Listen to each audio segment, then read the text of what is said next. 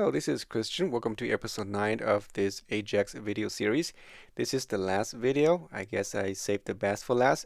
This time we're going to do a AJAX call as well, but we're using the jQuery's AJAX method. You see, this is much simpler than what we have learned so far. You see that it was very painful to do all those videos just to do the AJAX operations. So let's go and take a look how AJAX can be used in jQuery. So here again is the method here. All these are using the vanilla JavaScript XML HTTP request, or we know known as AJAX.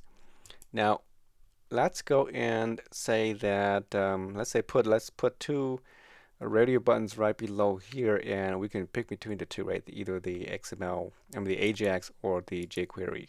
Okay, and we can pick between the two, and you can show you that how it works in your in this app here.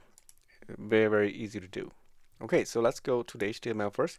So right below here, yeah, let's do right down here. I'll give it a div, and I'll put here just to input. The type will be a radio button, and give it a name. Just say AJAX type or something. Yeah, give an ID. This will be the AJAX. I'll just call it AJAX. And then the value will be just AJAX also. And let me just maximize this. And here we say, what should call it? AJAX. I don't know. Let's do another one here. I'll just duplicate this. And this is going to be the jQuery.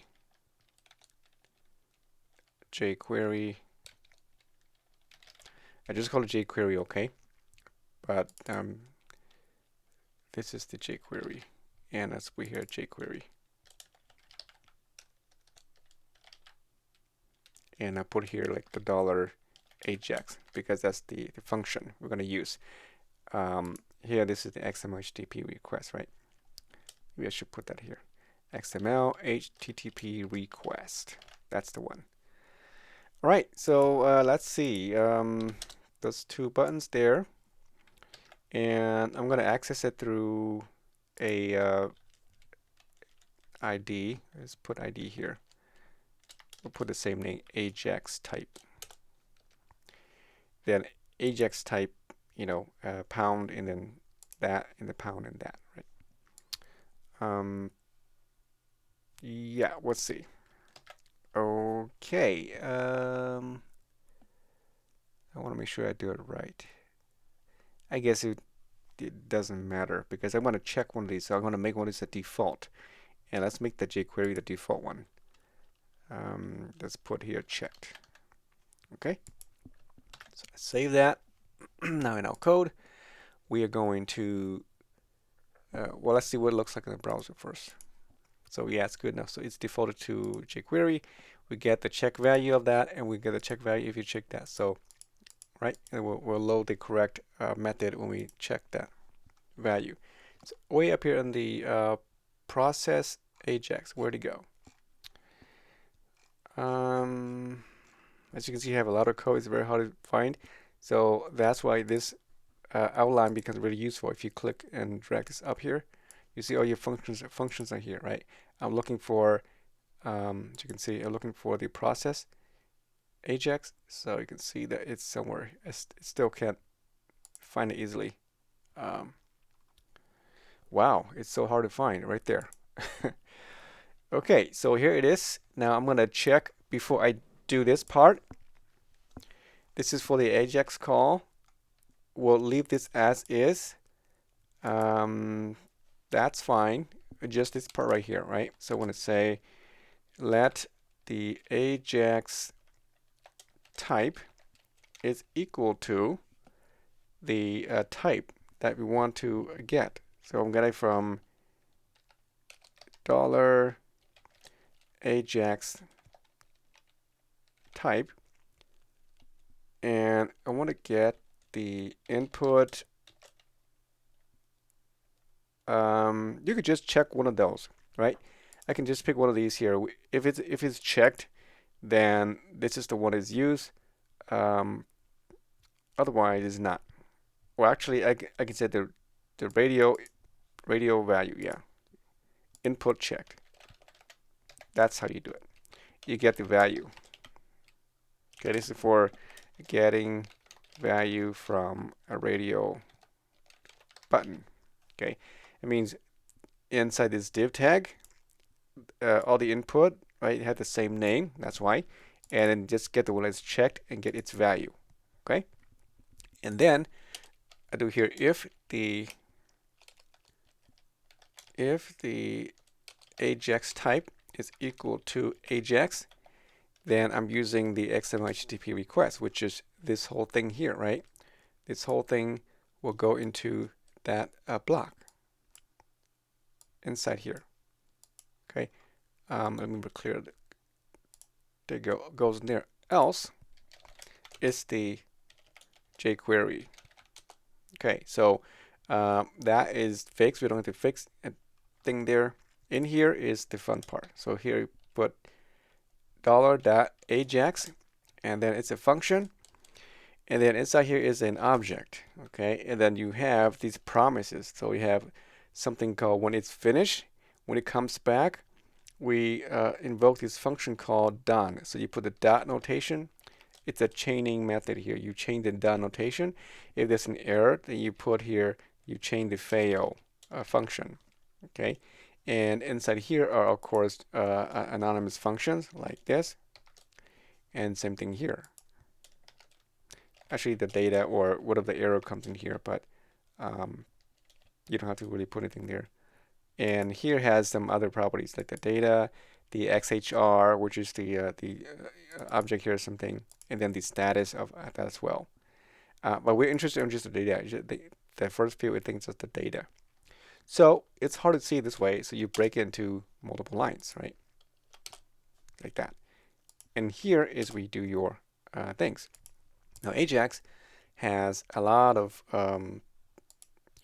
properties in here, and let's go back to the browser. I want to show you if I can still have my jQuery back. Search for .ajax, and it should load. Not to send the actual AJAX. Yeah, this one here. Okay, so you can see that it has the settings in here. Has a lot of options. Asynchronous default is true. You want that to be true. I should have tested that, but we haven't tested. We'll see that we can test that. That's important. The others are like the data, and the data is same thing. We want to send that data over. The type, data type. Yeah, you can look this whole list is just a bunch of them. But I'm just gonna give you what you need, all right? So those are really the things that you just need. The rest can be you just ignore. The first thing is the type, the method. The method here is going to be either post, get, put, like those, right? Same thing. So instead of doing those, each of those, we do exactly the same thing. We got the type, we call it type, right? And the function way up here, we call it type, okay? So it's going to be the type, same as above. And then the next property is the URL, and we call it URL plus the ID, right? Same as above. And then the data. The data is going to be just data. So you can see it's very easy. You don't have to worry about the set the header, things like that. It automatically checks all that for you by behind the scenes, so it saves you a lot of time. As you can see, it's very short, and that's it. Okay, and if we get the data back, we just put it in here. If any errors, you put it here. So I'm just going to grab this error here, put it right in here, and then the result is same thing here. Okay, so I'm going to put this part and put it right in here, because the data is really what this data is. I don't think I even need to parse this. It's already parsed in the data, I think. We'll see. But I put it into the books and then pass it over, and then we're done. Okay, so let's go in here. How do we know which is being used? Let's put a console log here so we know. Here, just put here AJAX of jQuery. AJAX, and then up here we'll put if this is the one, then we'll say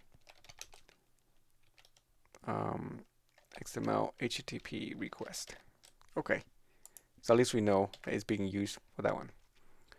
All right, so let's go and see if this works.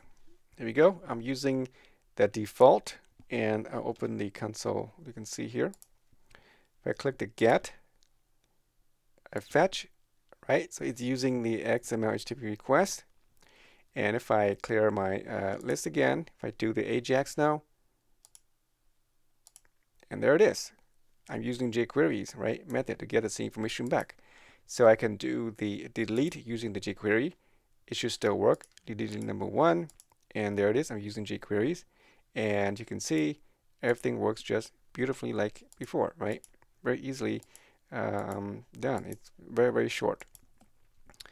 Okay, so that's how you can use jQuery's at AJAX to do it. I didn't show that earlier because I want you to go and learn this part. I think this might be becoming obsolete later on, but still under the hood, AJAX is still calling these inside, I think, because after all, it's just a library, right? It's just to make things a little bit shorter so that you don't have to do all these, pain out there. It's very, very short. Now, the other option is called the asynchronous, async. This is set to true, okay? Set to true. How do we know? Because the instruction says, right? You can also check. But what does it mean by call it asynchronously? And you saw that everything runs so fast because everything works very nicely. And just to check, just to make sure that it's really true, I'll leave that default to jQuery. If I fetch that result, you see that everything comes back very quickly, okay? And now let's do the asynchronous, the synchronous. If I change this to false, that means it's gonna, launch and run this synchronously. So it's gonna block your code. And let me refresh the page, and I'll do another fetch. Okay, there we go. You get the data back pretty quick. It's fast, but you got a message here saying synchronous on the main thread is deprecated. So on the main thread, here you go.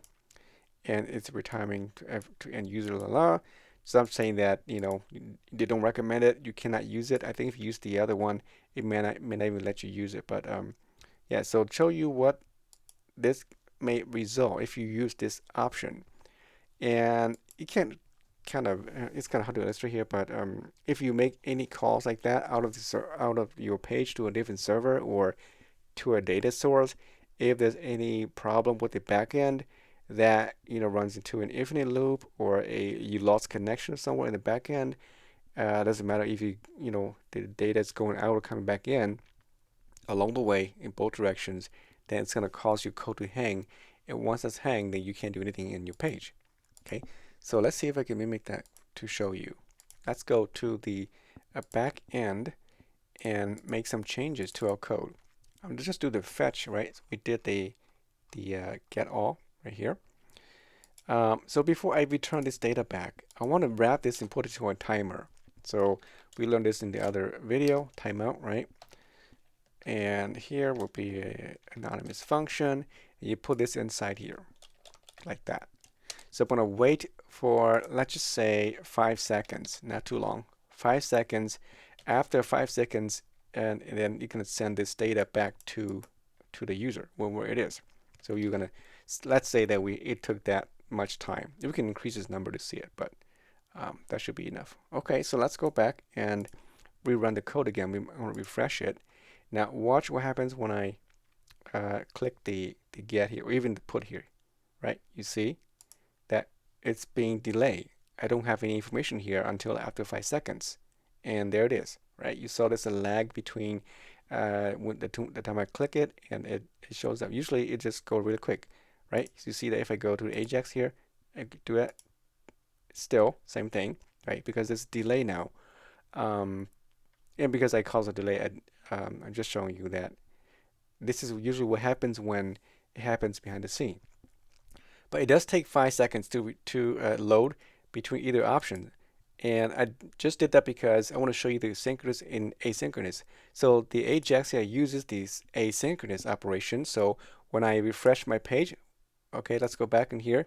When I click that, you see that I'm still able to go and then do other stuff, right? and no problem. Okay, and then the data shows up after 5 seconds. Okay, now let's go and try the other one with the put. We call this synchronously and go. You see that I cannot even click at all. Okay, my page froze, right? You can see that nothing happens until after the data comes back, and then it releases that from the main thread, and then I'm able to do in my activities. That is the difference between synchronous and asynchronous call, and that's really important because you don't want your code to be blocked like you just saw. Okay? All right, so I think that's it for this series, and I hope you learned a great deal about AJAX and not just that, how to build sites and how you can also build a single page application. We learned to do that. You saw that I never refresh my page. Okay, only when I want to reset everything there you do that, but otherwise everything here works beautifully, and this is how most frameworks used today, like Angular, React, and Vue, and so on. They run in this thing called SPA, single page application. All right, so thank you for watching, and if you have any questions or any of these topics or any of the things that we learned in this video series, please let me know. Thank you.